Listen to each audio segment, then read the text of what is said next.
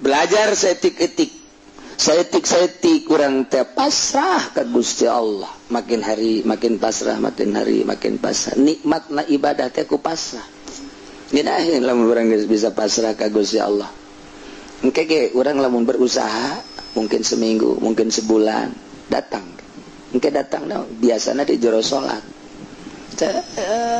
Kehambaan urang ka Gusti Allah teh engke datang di jero salat rata-rata 99,9 ke datang dina salat. Urang makuarikan tengah hamba ka Allah zahir hungkul sehingga salat eta berat, salat eta capek sebab tengah hamba dibawa ku nafsu. Ketika ngahamba mah ngeunaheun ka Allah, Allahu akbar.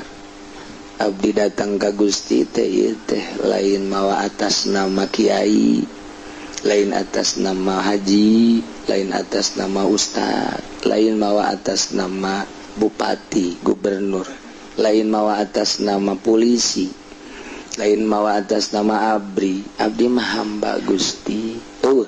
Ditukar di luar masjid kabeh. Disimpen abdi mah hamba. Geus neuleuh sasaha di jero masjid damai. Jasarua hamba. Eueuh sekat di jero masjid teh. Moal nyarekan ka jelema teh jasarua hamba. Tapi lamun urang mah mawa kemuliaan ka masjid, asa aing kiai. Begitu imam lain deui. Hoi, saya teh nu imaman. Ditolol meureun. Eta kan mimbar nu aing. Kunaon di sliding tackle Gus?